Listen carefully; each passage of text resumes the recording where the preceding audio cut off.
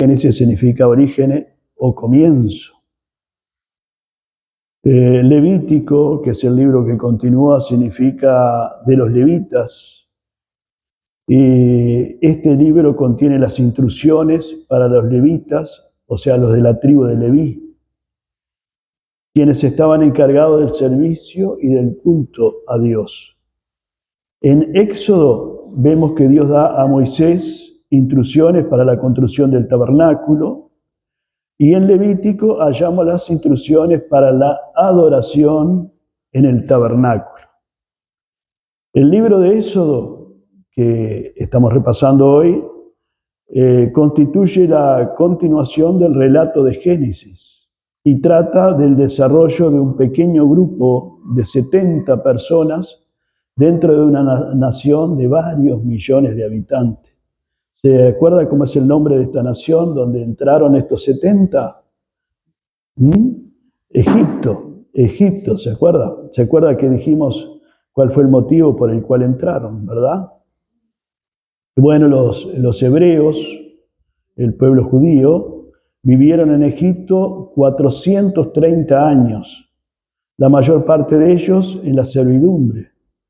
Al ser oprimido por los egipcios, Dios se le aparece a Moisés en la zarza que ardía y no se consumía, ¿se acuerda? Y lo comisionó para ser ¿qué? El libertador. Amén. Éxodo recoge la historia de Moisés, la liberación del pueblo de Israel de la esclavitud, el viaje desde Egipto al Sinaí, donde recibieron los 10 mandamientos.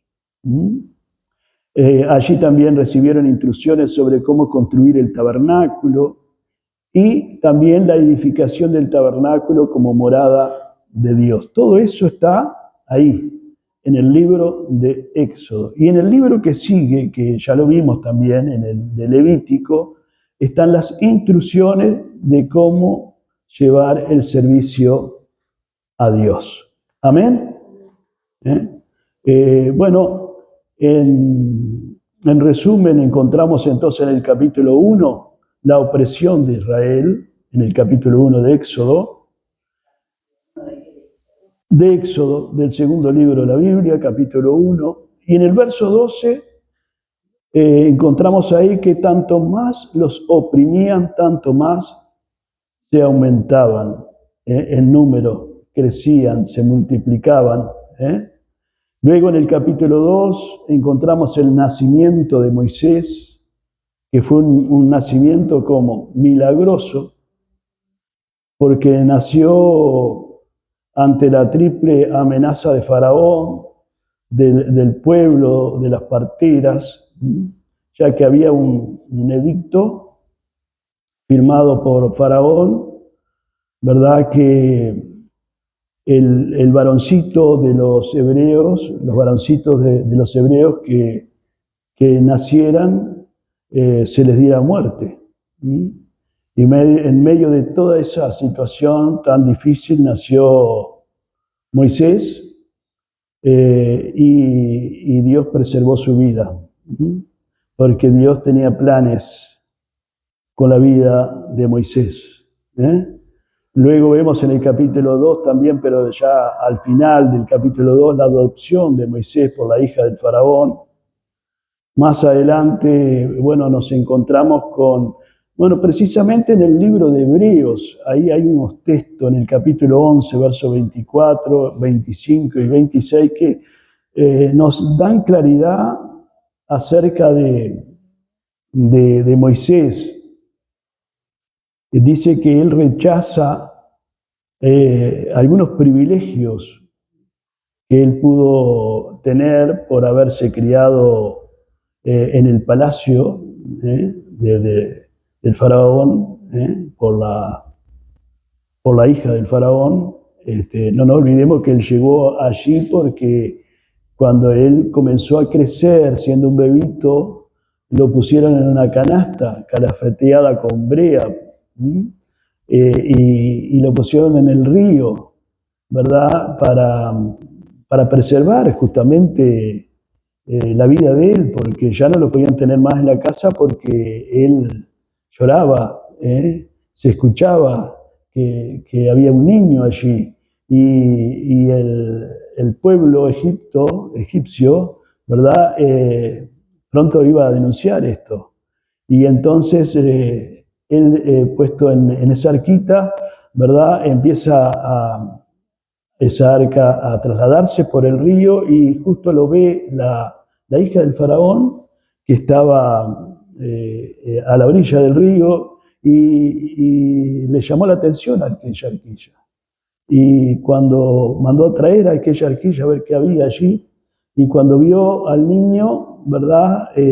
Se enamoró de aquel niño, y bueno, y su hermana, que estaba mirando de lejos, ¿verdad? Fue también muy, digamos, rápida para actuar, y le dijo: si quieres te consigo una nodriza del pueblo de Israel. Y a quien justamente consiguió a su propia madre.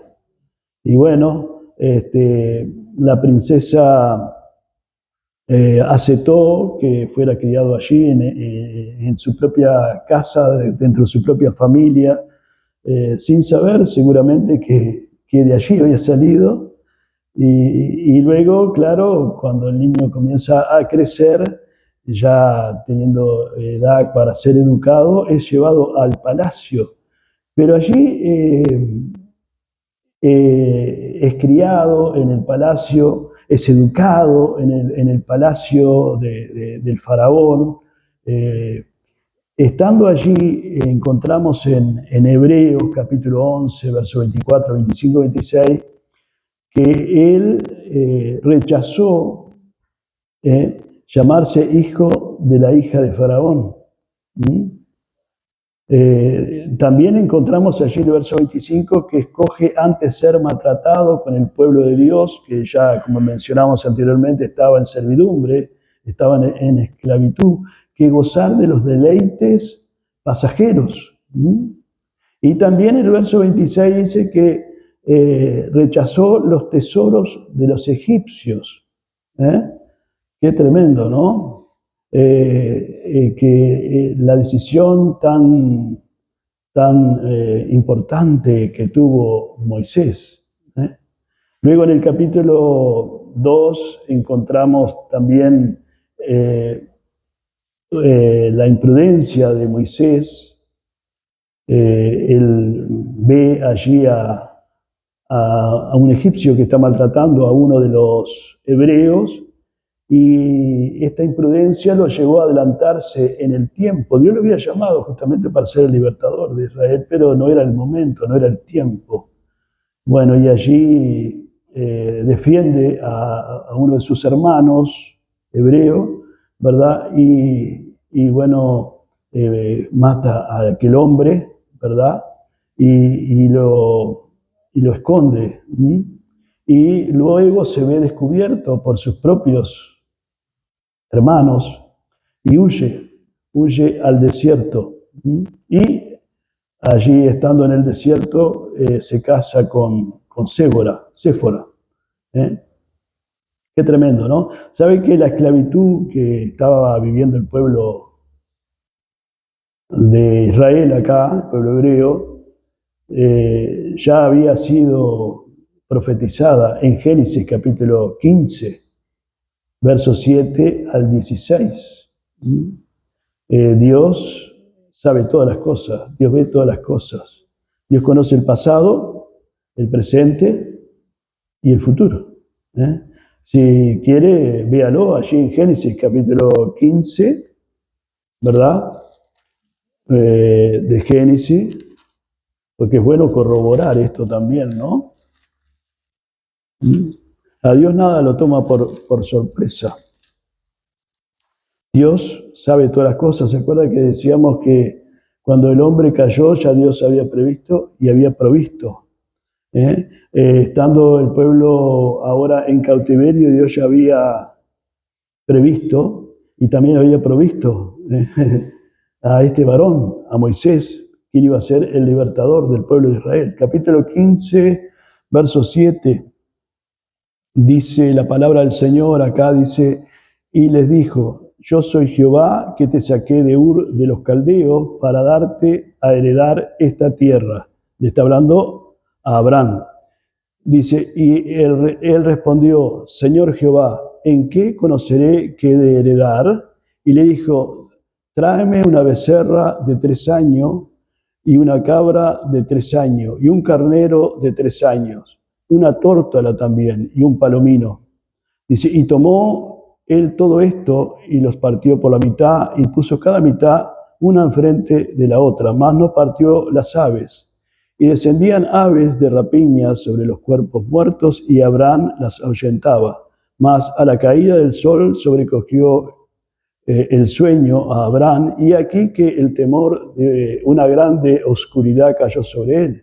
Entonces Jehová dijo a Abraham, ten por cierto que tu descendencia morará en tierra ajena y será esclava allí y será oprimida 400 años. Qué tremendo, ¿no? Puedes seguir leyendo. Así que estaba profetizada, se cumplió esta palabra, y esto hizo que Israel se acordara de Dios estando en la esclavitud, ¿verdad? Y clamaran a Dios acá en el capítulo 2, verso 23 de Éxodo, donde estamos ahora. Dice, aconteció que después de muchos días murió el rey de Egipto y los hijos de Israel gemían a causa de la servidumbre, gemían, clamaban a Dios, pidiendo ser libertados de aquella esclavitud. Moisés no se olvidó de su pueblo, como decíamos anteriormente, aún estando los primeros 40 años de su vida en el palacio del faraón. Luego pasó otros 40 años en la escuela de Dios, en el desierto, cuando huyó, ¿verdad? Huyó de allí, de Egipto, y estuvo 40 años, ya tenía 80 años, cuando volvió de nuevo, ¿verdad?, a Egipto, para ser el libertador y el líder de Israel por otros 40 años. Dios lo llama entonces a Moisés, lo comisiona en el capítulo 3, verso 1 al 4, 28, desde la zarza que ardía y no se consumía. Moisés regresa entonces a Egipto con una palabra de Dios para el faraón que estaba ahora de turno. Como menciona la palabra, ya el faraón que conocía a José, que fue el que abrió las puertas para que entraran en Egipto, ya no estaba más, ya no vivía más, era otro, el gobernador, el faraón, ¿verdad? Y Moisés regresa con una palabra que es la siguiente: deja ir a mi pueblo, le dice a Faraón, es la palabra que le da de Dios. Esta palabra le dice Moisés, Dios te manda a decir, deja ir a mi pueblo para que me rinda culto. Amén. A nosotros también Dios nos ha llamado del mundo, del Egipto. Egipto simbólicamente representa el mundo. Nos ha llamado del mundo, ¿para qué? Para que sirvamos al Señor, para que le rindamos culto al Señor. Moisés confronta a Faraón, Dios envía las 10 plagas, ¿verdad? Y les da, ¿qué? La libertad. Gloria a Dios. Encontramos en el capítulo 12 la Pascua. La Pascua, o la palabra Pascua, significa pasar sobre. Y en Éxodo 12:13 dice, y veré la sangre y pasaré de vosotros, y no habrá mortandad. La Pascua consistía, ya lo hemos mencionado, en comer un cordero inocente y sin mancha, ¿verdad? Este cordero apuntaba a quién, o apunta a quién, a Cristo, ¿verdad? Apuntaba a Cristo que habría de venir. En aquella terrible noche entonces de juicio sobre Egipto, habían 2 alternativas para el pueblo de Dios según la carne, para el pueblo judío, para el pueblo hebreo. Era aplicar la sangre en los dinteles de sus casas y vivir, o negar el sacrificio del Cordero, ¿verdad? ¿Y qué? Y morir. ¿Mm? Tremendo, ¿no? Hoy también, si alguien nos está escuchando, ¿verdad? Hay dos alternativas: aceptar a Cristo como su único y suficiente Salvador, o, ¿verdad?, rechazar a Cristo, ¿verdad? Si la persona lo acepta, ¿verdad?, recibe la salvación, el perdón de pecado, la vida eterna, pero si lo rechaza, ya es que condenado. Tremendo, ¿no? Bueno, salen de Egipto, se cobran los salarios atrasados de 430 años de esclavitud. ¿Se acuerda que ellos le piden a los egipcios, les piden alhajas, oro? Eso que están pidiendo ahí es justamente lo que corresponde a los salarios, al salario atrasado de 430 años de estar sirviéndoles, de estar sirviéndoles por nada, no les pagaban, eran esclavos. Cruzan el Mar Rojo, ¿se acuerda? ¿Verdad? En seco, se abre camino. Dios siempre abre camino, hermanos y hermanas. Amén. Por más que parezca que no hay ya más salida, no hay salida, Dios siempre abre camino donde no lo hay. Gloria a Dios. Bendito sea el Señor. Es entonces acá en el Antiguo Testamento el rescate entonces de Israel, vemos el rescate de Israel de la tierra de Egipto a través del poder de Dios. Es el poder de Dios el que está obrando acá, es el poder de Dios que lo sacó de Egipto, es el poder de Dios que abrió camino. Pero ese es el mismo poder de Dios que opera hoy en el Nuevo Testamento. En el tiempo de la iglesia, en nuestro tiempo, gloria a Dios, es el mismo poder que levantó a Jesús de los muertos, que habla Pablo a los Efesios en el capítulo 1, versos 19 y 20, el poder de la resurrección que habla Pablo a Filipenses, capítulo 3, verso 10, ese mismo poder está operando hoy en la iglesia y a través de la iglesia, gloria a Dios. Algunas ilustraciones que se ven en el libro de Éxodo. Bueno, Egipto, como yo lo mencioné al pasar, simbólicamente representa el mundo, o la esclavitud. Bueno, el Cordero habla de Jesús, habla de su sacrificio. La sangre rociada en los dinteles de las puertas habla de la propiciación, del rescate. Qué bueno, ¿no? Habla de seguridad, habla de protección. Los panes sin levadura, porque comieron panes sin levadura en la Pascua también. ¿Se acuerda? Habla de santidad, de santidad. Comieron hierbas amargas también. Habla también del dolor, del sufrimiento,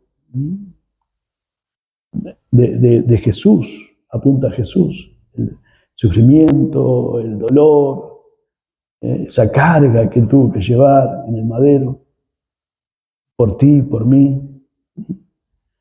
Comer el cordero significa participar de las ganancias.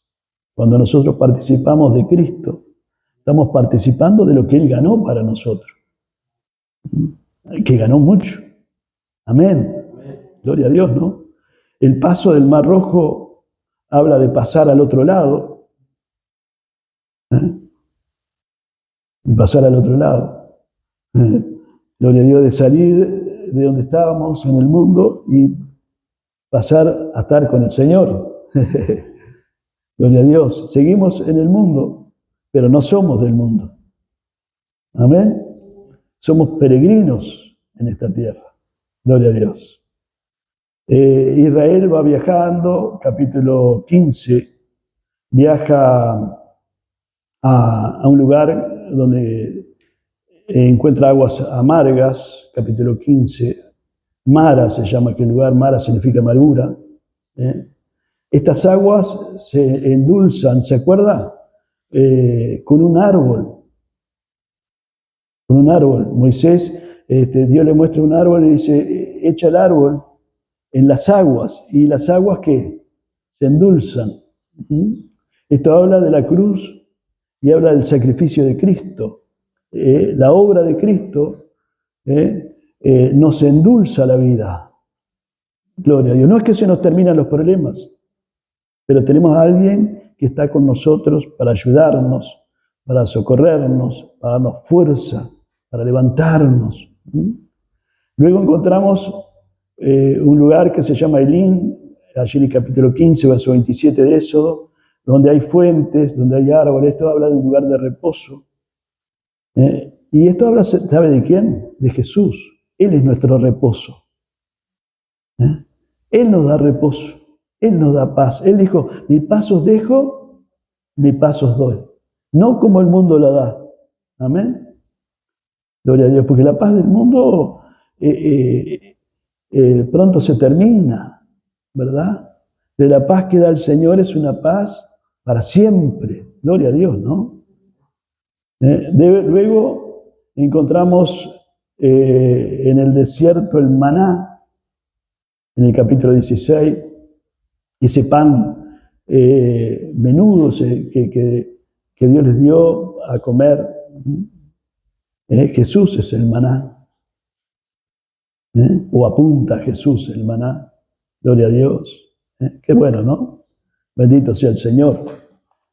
Gloria a Dios. Hay también otro pasaje sobresaliente ahí en Éxodo, capítulo 17, que ya lo vimos también. Si quiere, abra ahí la Biblia. Nos encontramos con el agua de la roca. Agua de la roca.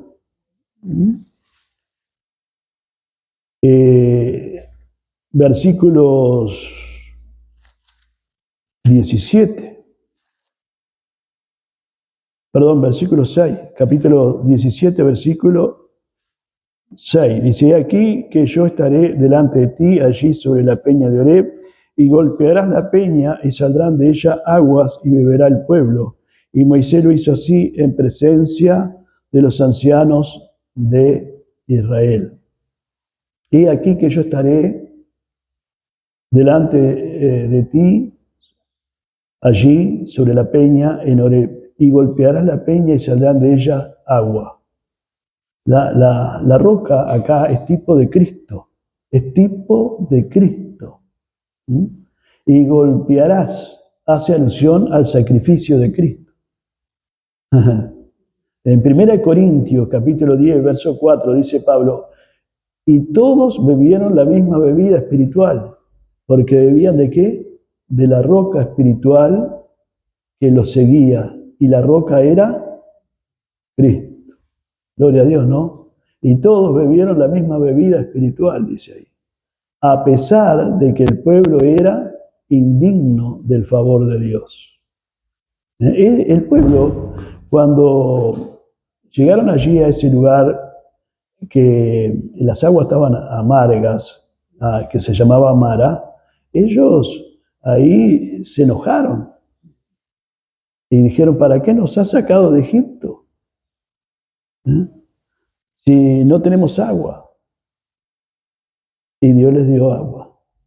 Luego se enojaron porque no tenían que comer. Y Dios les dio el maná. Y Dios les dio carne. También envió codornices y les dio carne. Y ahora nuevamente tienen sed, ¿verdad? Y no tienen dónde tomar agua.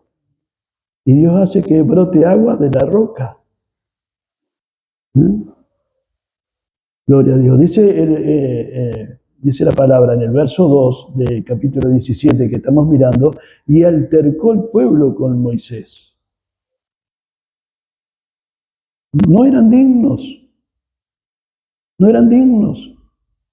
Se enojaban una y otra vez. Iban contra Moisés. Iban contra Dios también, al mismo tiempo.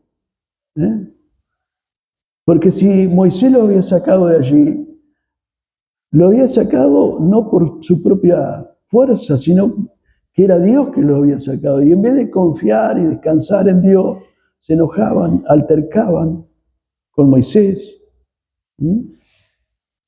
Pero qué tremendo, ¿no? Dios en su amor y su misericordia ¿verdad? Les dio a beber. Eran indignos, como nosotros también éramos indignos del favor de Dios. Como dice Pablo en el capítulo 2 de Efesios, verso 1, y Él os dio vida a vosotros cuando estabais muertos en vuestros delitos y pecados. El agua de la peña, hermanos, acá, ¿sabe cómo era el agua? Gratuita, abundante, accesible. Lo único que el pueblo tenía que hacer era recibirla o tomar, ¿verdad? La salvación que usted, que yo hemos recibido, que todo aquel que quiera recibir, es también a través de la obra de Cristo, a través de la cruz, y es gratuita. Dice Juan, capítulo 4, verso 10, Romanos 6, 23, Romanos 2, 8. Es abundante. La salvación que Dios da es abundante. Hay varios textos, Romanos 5, 20, Juan 3, 16. Es accesible, Romanos 10, 8. Y solo se recibe al tomarla por fe, al recibir a Jesús por fe. Amén. En Isaías 55, 1 dice, a todos los sedientos, venid a las aguas. Solo hay que venir, solo hay que reconocer que necesita de Cristo. Gloria a Dios, ¿no? En el capítulo 17 también nos encontramos con otro hecho también que ocurrió ahí, que fue la guerra con Amalek. En el verso 8 dice, guerra con Amalek, dice en mi Biblia. Dice que entonces vino Amalek, que simbólicamente representa la carne o el carnal, contra Israel, es decir, contra el espiritual. Simbólicamente representa el espiritual. Y peleó, dice acá. Debemos de recordar que hasta acá Dios había peleado por ellos. Jehová peleó por ellos. En el capítulo 14, verso 14, unas hojitas más atrás, dice, capítulo 14, verso 14, dice, Jehová peleará por vosotros y vosotros estaréis tranquilos. Hasta acá sí, pero ahora le tocaba a ellos pelear. Ahora son ellos los que deben de salir a pelear contra Amalek, es decir, contra la carne. Y sucedía que cuando alzaba Moisés su mano, Israel prevalecía. Mas cuando él bajaba su mano, es decir, Moisés bajaba su mano, prevalecía Amalek.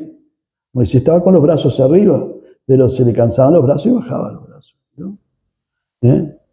Por lo que tomaron una piedra, dice acá, y la pusieron debajo de él, debajo de Moisés, dice, y se sentó sobre ella. Y Aarón y Hur, uno a un lado y otro a otro, sostenían sus manos. Esto habla, ¿sabe de qué? De compañerismo. De compañerismo. Qué bueno ser compañero, ¿no? Amén. Gloria a Dios, ¿no? ¿Qué aprendemos en este pasaje? Que no se puede vencer la carne con nuestras propias fuerzas. Eso habla de reconocer. ¿Sabe que el principal enemigo que tenemos, algunos dicen, es el diablo, y otros dicen, no, el mundo. El principal enemigo es nuestra carne, es nuestro yo, es nuestra vieja naturaleza, egoísta, independiente. ¿Entiende? Que todos los días la debemos de llevar ¿a dónde? A la cruz. Todos los días debemos de morir a nuestra vieja naturaleza, egoísta, independiente. Tremendo, ¿no? Esto, por supuesto, que no es pretexto para hacer lo que queramos. Porque alguno puede decir, sí, ¿qué voy a hacer? Si es mi carne. No es pretexto para hacer lo que queramos. Hay que querer vencer. Amén. Hay que querer tener victoria. Gloria a Dios. La carne, nuestra vieja naturaleza, batalla contra el espíritu. Y el espíritu contra la carne. En Gálatas, ahí se ilustra muy bien, en Gálatas 5:17 dice, porque el deseo de la carne es contra el espíritu, y el del espíritu es contra la carne. Y estos se oponen entre sí, para que no hagáis lo que queréis. ¿Sabes cuál es el secreto de la victoria? El secreto de la victoria estaba arriba, acá, y está arriba para nosotros hoy. ¿Y sabe cuál es? La oración. Pablo a Timoteo, en la primera carta, en el capítulo 2, verso 8, dice, quiero que oren en todo lugar, levantando, ¿qué? Manos santas, sin ira y sin contienda. Amén. Gloria a Dios. Seguimos. Capítulo 18. Encontramos otro pasaje sobresaliente también. Esto ya lo vimos, por eso veo que vamos rápido, ¿no? Estamos como refrescando la memoria.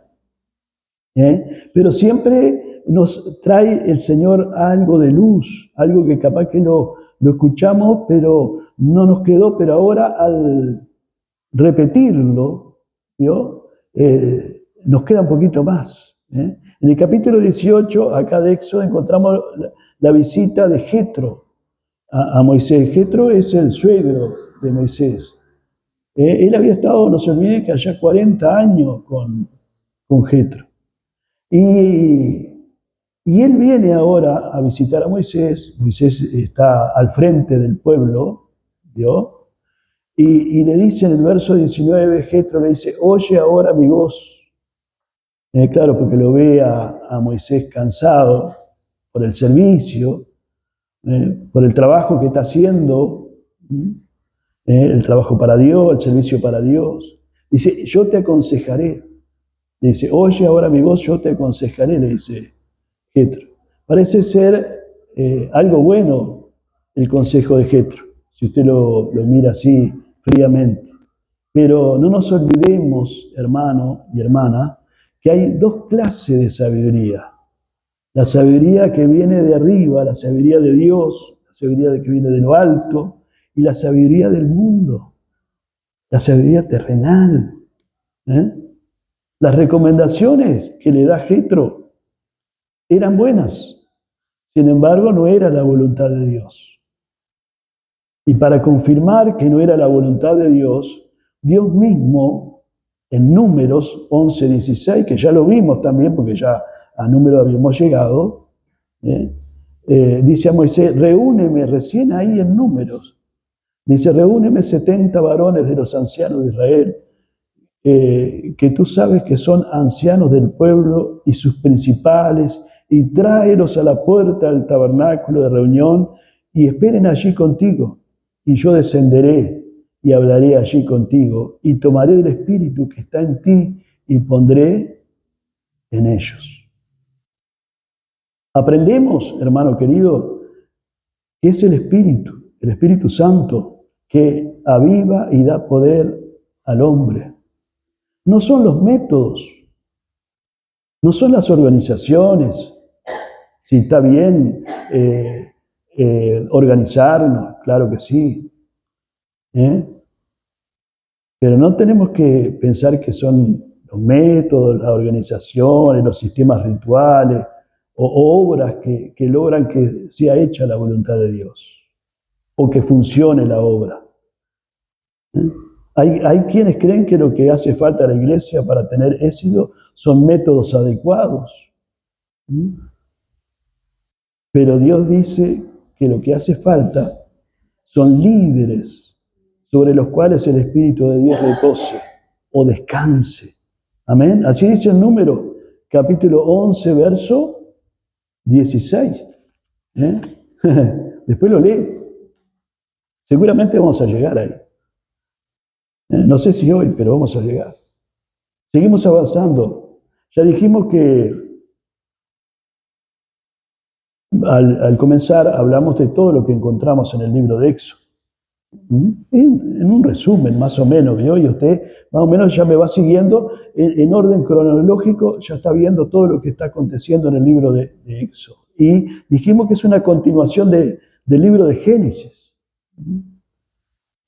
Acá en el monte de Sinaí,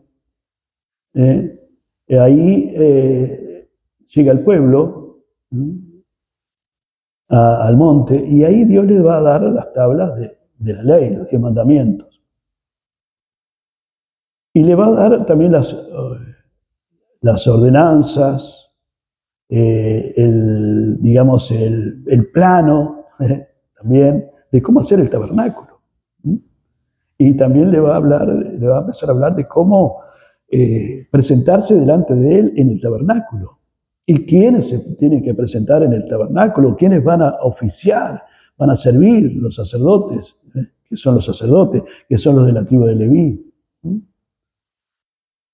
Ahí en el monte Sinaí, Dios y su pueblo establecieron un vínculo especial. Jehová llegó a ser el Dios de Israel, e Israel llegó a ser su pueblo, el pueblo de Dios. Para que pudiese continuar esta comunión, Dios ordenó la construcción justamente del tabernáculo. Dice, y harán un santuario, dice en el capítulo 25, verso 8, para mí, y habitaré en medio de ellos.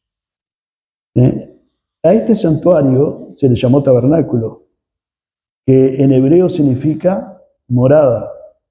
También se le llamó tienda de reunión, en el capítulo 29, verso 42 al 43. También se le llamó tabernáculo del testimonio. Se llamó de esta manera por la presencia de las 2 tablas de la ley que fueron colocadas en el arca, ¿se acuerdan? En el arca, el mobiliario ese que estaba en la parte de más adentro del tabernáculo. No se olvide que el tabernáculo tenía 3 partes. El atrio, que la parte de afuera, que era donde iba el pueblo, o hasta donde podía llegar el pueblo. El lugar santo, donde estaba el sacerdote, podía oficiar, ahí ofrecer sacrificio de animales por el pecado del pueblo. Y más adentro, el lugar santísimo, donde estaba el arca, ¿verdad? Con las tablas de la ley, con el maná y con la vara de Aarón, el bastón aquel que reverdeció, dice la palabra de Dios, ¿no? Y también se le llamó al tabernáculo santuario, que literalmente significa lugar santo, es decir, un edificio separado para la morada de Dios. Pasamos a Levítico, ya terminamos Éxodo, el repaso por Éxodo, y entramos en el libro de Levítico. Levítico significa, o la palabra clave, ya lo dijimos, Levítico significa de los levitas. Tiene que ver con la tribu de Leví y con todo lo que ellos tienen que hacer dentro del tabernáculo. Ellos son los que se ocupan de la adoración a Dios, del servicio a Dios. La palabra clave en Levítico es la que encontramos en el libro de Levítico, capítulo 11, verso 44, seréis santos porque yo soy santo. Éxodo nos da la historia de la redención de un pueblo que estaba en cautiverio, ¿verdad? Cómo Dios lo sacó del cautiverio. Levítico nos dice cómo un pueblo redimido puede allegarse a Dios en oración y cómo puede la comunión establecida de esta manera permanecer. Tremendo, ¿no? Vamos a encontrar en los capítulos 1 al 7 leyes concernientes a las ofrendas, Levítico, que ya los vimos. El holocausto, en el capítulo 1, ¿se acuerda del holocausto? Que hablamos también de esto, que significaba entera consagración a Jehová. La ofrenda de flor de harina, que era el ofrecimiento de un regalo al Señor como reconocimiento de su bondad. En el capítulo 3 encontramos la ofrenda de paz. Parte la comía el sacerdote y parte el que la ofrecía. Prefiguraba comunión con Dios. Esto habla de comunión con Dios. La ofrenda por el pecado, la encontramos en el capítulo 4 y en el 5, expresaban tristeza por el pecado y el deseo de perdón y limpieza. Luego encontramos la ofrenda por la culpa en el capítulo 5, verso 14 al capítulo 6, era traída en caso de ofensa que demandaba restitución. Y en el capítulo 6 y capítulo 7 hay otras instrucciones más también ahí, ¿verdad? Para el pueblo de Dios según la carne. ¿Mm? Estos capítulos, hermanos, capítulo 8, también más adelante, y 10, registran la consagración de Aarón y sus hijos al oficio sacerdotal. Aarón, ¿se acuerda quién era Aarón? El hermano de quién? De Moisés. Hemos visto varios personajes desde Génesis, ¿no? Y ahora llegamos a Aarón.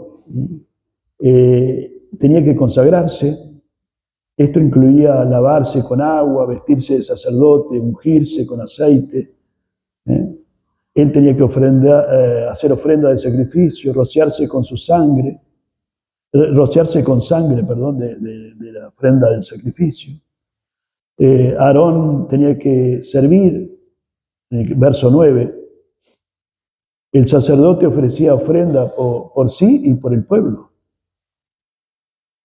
Encontramos también el fracaso. Los hijos de Aarón, Nadab y Abiú, no tomaron fuego del altar, sino un fuego ordinario para quemar el incienso, ¿verdad? Y fueron castigados,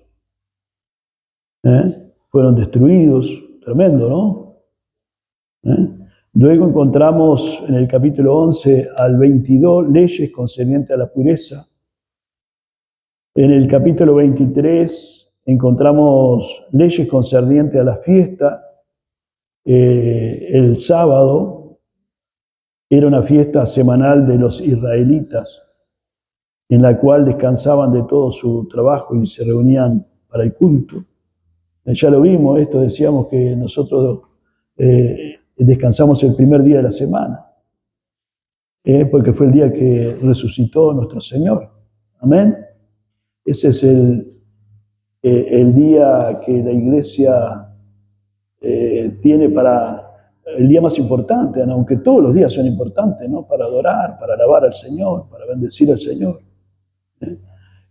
Otra de las fiestas que tenía era la fiesta de la Pascua y los panes sin levadura. Tenían otra fiesta que era la fiesta de las primicias. Tenía la fiesta de Pentecostés, la fiesta de las trompetas, la fiesta el día de la expiación, la fiesta de los tabernáculos o de las carpas. Esto simbólicamente, podríamos decir que la Pascua, ¿verdad? Que la fiesta de la Pascua, ¿verdad? Y de los panes sin levadura apuntaba a Cristo, a la crucifixión.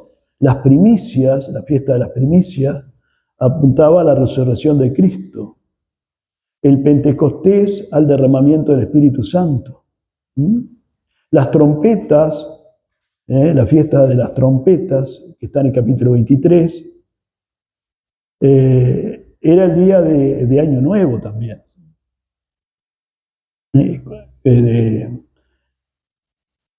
Era la fiesta de las trompetas. Esto habla de la resurrección de los muertos en Cristo y del arrebatamiento, o apuntaba a eso. Los tabernáculos, o las tiendas, la fiesta de los tabernáculos, o las carpas, nuestra morada, la presencia del Señor para siempre, o apunta a eso, después de la gran reunión, o del arrebatamiento. Amén. Gloria a Dios. Qué bueno, ¿no? Y así llegamos a Números. A Números. Y en Números vimos por qué se llama Número, ¿no? Posiblemente por los dos censos. Por los dos censos que hubieron en el libro de Números registrado.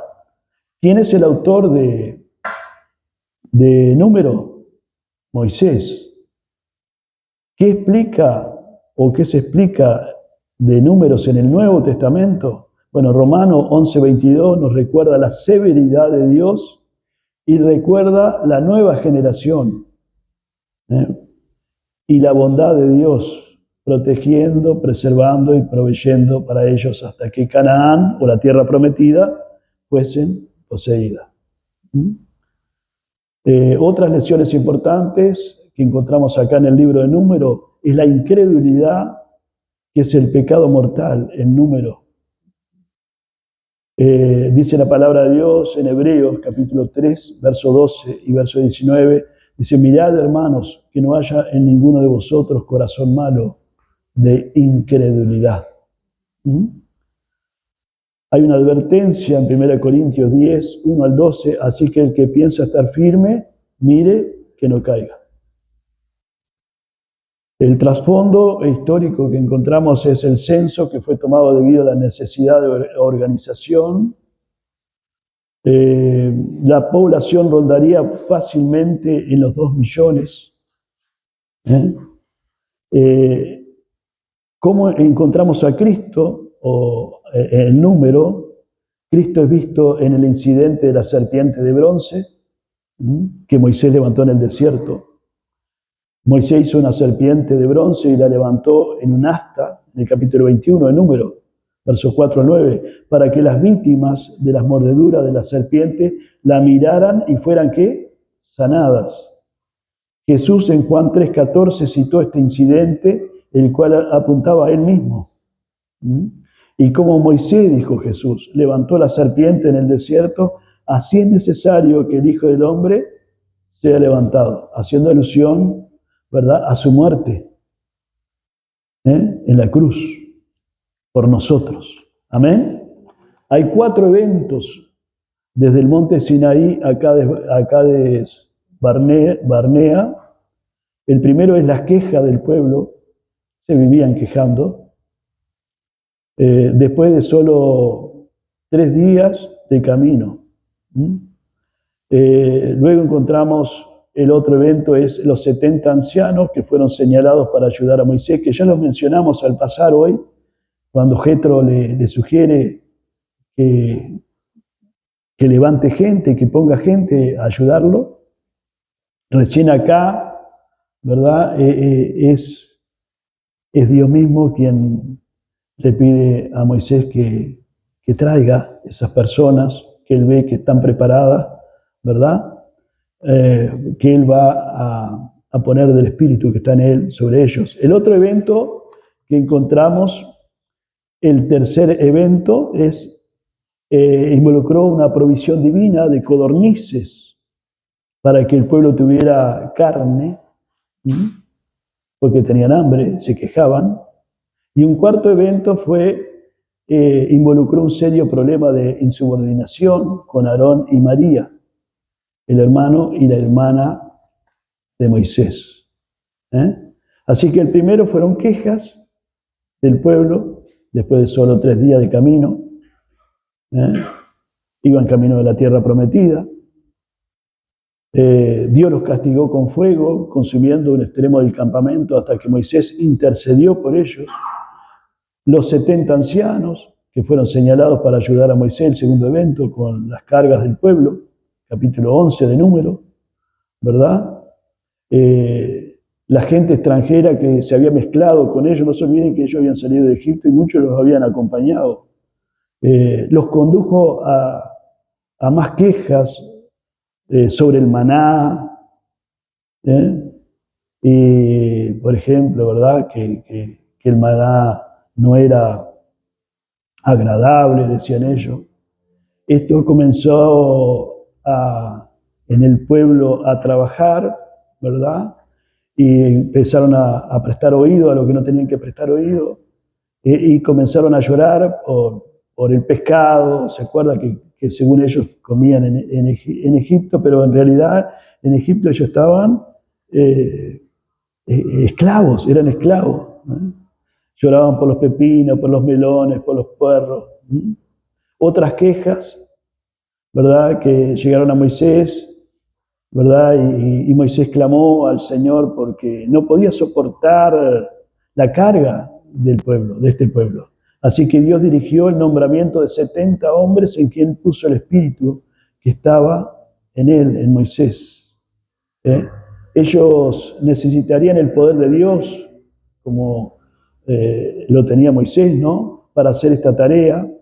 El Espíritu Santo vino en el Antiguo Testamento sobre diferentes personas para capacitarles para alguna tarea específica. Como se ve en el caso de Bezalel en Éxodo 35, el cual dice la palabra de Dios, y lo ha llenado el Espíritu de Dios en sabiduría, en inteligencia, en ciencia y en todo arte. Sobre Gedeón, que lo vamos a ver más adelante, Jueces 6:34, entonces el Espíritu de Jehová vino sobre Gedeón, sobre Sansón, en Jueces también, capítulo 13, y el Espíritu de Jehová comenzó a manifestarse en él. Y tenemos que tener presente que el Espíritu no moraba en los creyentes en el Antiguo Testamento. Ese bendito privilegio fue y es para nosotros, la iglesia. Amén. Qué tremendo, ¿no? Gloria a Dios. El tercer evento entonces involucró una provisión divina de codornices para que el pueblo tuviera carne. Se habían estado quejando otra vez, así que Dios les envió suficiente codornices para un mes. Como Dios dijo, se les saldrán por las narices. En el capítulo 11, verso 20. Eso es mucha carne, ¿verdad? Mucha carne. Y el cuarto evento, como ya mencionamos, involucró un serio problema de insubordinación con Aarón y María, el hermano y la hermana de Moisés, capítulo 12, acá de Número. Obviamente María fue la instigadora, ya que Dios la castigó a ella de forma individual, castigándola con lepra por una semana. Ella declaró que el problema era que Moisés no debía haberse casado con una mujer cusita. Aparentemente, Séfora había muerto y Moisés se volvió a casar, pero el verdadero problema era de celos.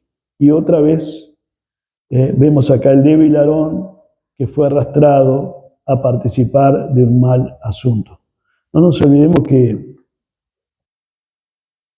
Aarón también participó cuando el becerro de oro, cuando Moisés estaba recibiendo las tablas de la ley. Y como Moisés demoraba en descender del monte, el pueblo lo instigó a Aarón a hacer un ídolo, en este caso un becerro de oro para adorar, porque seguramente el líder había muerto. Tremendo, ¿no? Era una persona débil.